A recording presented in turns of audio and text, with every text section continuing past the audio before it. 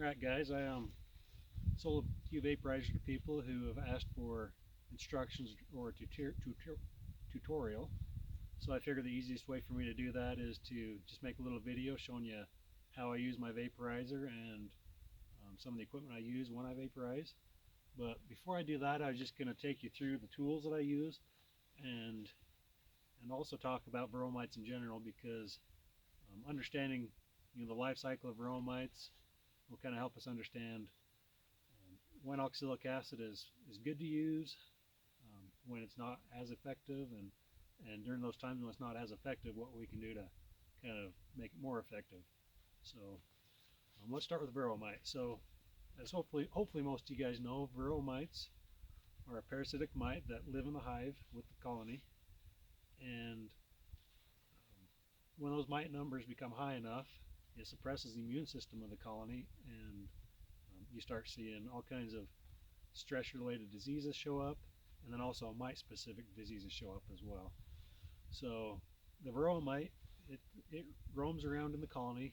All the mites that you see out on the bees are female, and they've been fertilized already.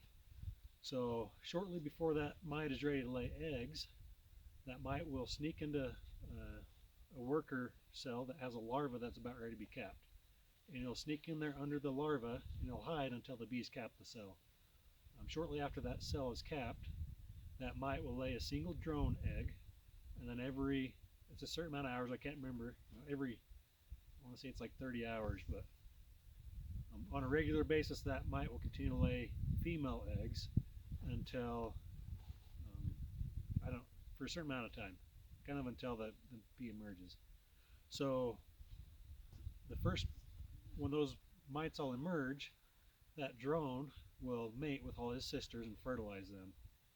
And then those females will emerge with the adult bee.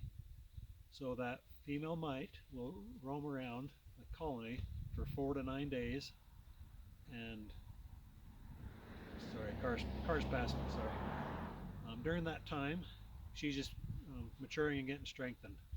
So during that time when she's free roaming, they're called Faradic mites. Now, shortly before she's ready to lay eggs, she will again sneak into a worker bee cell, and actually not even a worker. Mites actually prefer drone cells if they can, because there's 3 extra days where the drone is capped, and that female mite will be able to lay more eggs under the drone than they would in a worker. But like I said, again, she'll sneak into that cell with the larva, and that cycle repeats itself throughout the summer, and that's how they reproduce.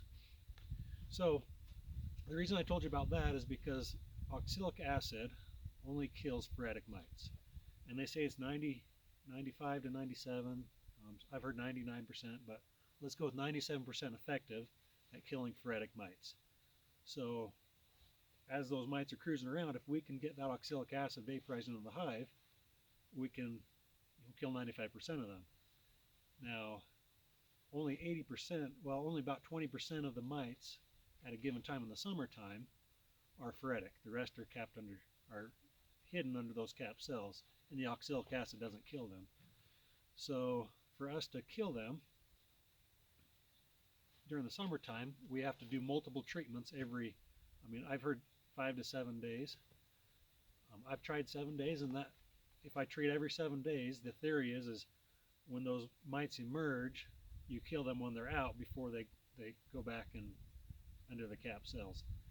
So I've tried every 7 days, and I've done it for several weeks, and it doesn't seem to knock them down fast enough. 5 days probably seems to be a good number, but with my work schedule that doesn't work. And I've heard a lot of people who kind of agree with me, but I treat every 3 days if I'm treating during the summertime, and it seems to be pretty effective. But the best way to treat the mites is to treat the bees when they're broodless. If they're broodless, then all the mites in the colony are free roaming, and with a single treatment you kill 97% of the mites. So the most likely time that a colony is broodless is the middle of November to the middle of December. Contrary to popular belief, bees, even up north where we're at, will raise a certain amount of brood almost year round, even through the winter time. But anytime during the winter time you want to treat, you're going to have mostly broodless colony. Like I said, there's usually some cat brood in there at a given time, but like I said, winter time, if you can do a single oxalic acid treatment or a couple during the winter time, you'll take care of most of your mite problems for the year.